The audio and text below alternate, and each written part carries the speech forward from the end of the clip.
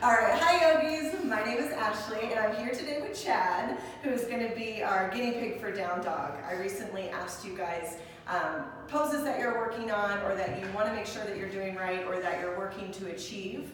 And one that he's chimed in on with is Down Dog, and I thought that was the perfect place for us to start here today. We're at the lovely Boxing Bear, which you can catch us here every Sunday at 11 a.m. And so, Chad, go ahead and tell me a little bit about what is stressing you with Down Dog or not quite clicking yet. I have a hard time with my pelvic position in Down Dog due to my tight hamstrings and tight calves, and then transitioning from plank to Down Dog. I don't feel like from my plank position to my Down Dog position, the distance between my hands and feet line up. The way you flow and transition, I have to adjust through all of those instead of just keeping my hands and feet in the same spot. Totally. Okay. Well, this is good.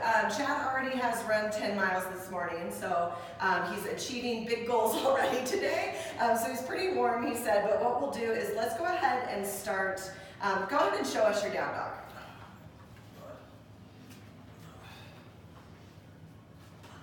Awesome. So he actually has a really good looking Down Dog. We have a lot of length through the spine.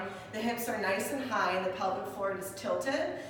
He has pretty tight hamstrings, so bending the knees is absolutely necessary for myself and a lot of other yogis alike, and not worrying about the heels so much towards the ground. Chad, at any point in time, even at the end of your practice, do you feel like you're getting at least a bit straighter through the legs, or is it this pretty much all the time? No, that's about as straight as my legs get. Okay. But as we build heat through the class, my back tends to loosen up.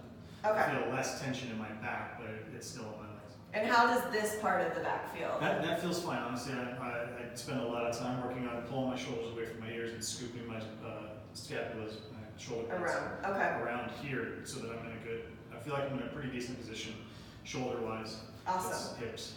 Okay, so let's go ahead and see your plank then. Okay.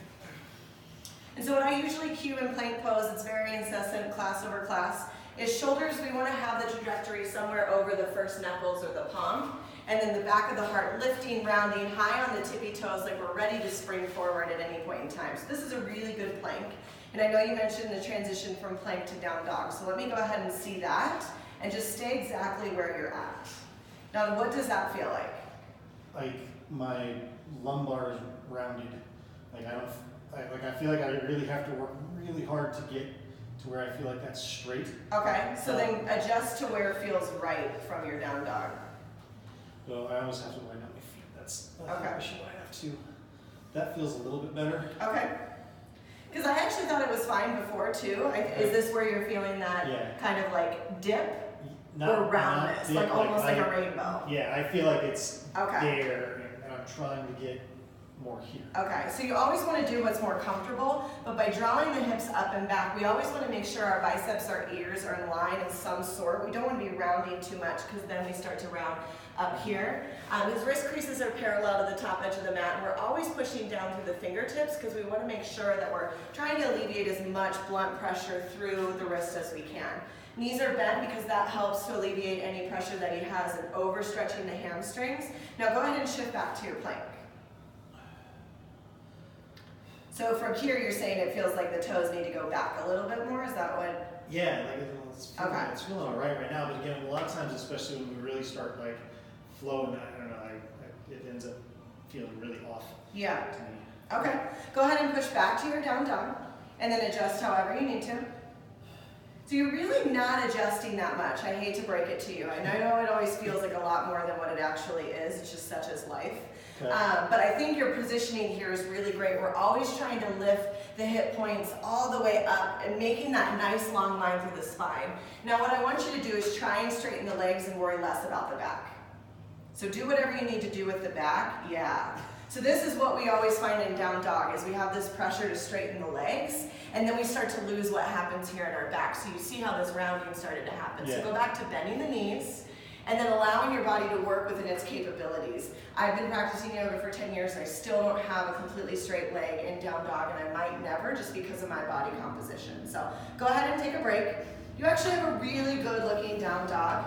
And what I would say, just because of everybody's makeup, sometimes our legs are longer, sometimes our arms are longer. And so whenever we're moving, or even our torso, when we're moving from plank to down dog, there's always probably gonna be a little bit of like fine tuning. Yours literally was probably less than half an inch. So it's just gonna kind of have to be that breakup of plank to down dog. Anything else of how that felt? No, I honestly have weirdly felt better than it normally does. Yay! And you barely changed start, anything, yeah. And so also a note out there, if you have really tight shoulders going through the scapula, what we want to do is take the palms facing out just a little bit, and that kind of alleviates any pressure that we have and that roundness through the cervical spine and so on, so that we have more space to get that nice flat back like Chad had. So thank you so much for the work today, Chad. Thank you. Awesome.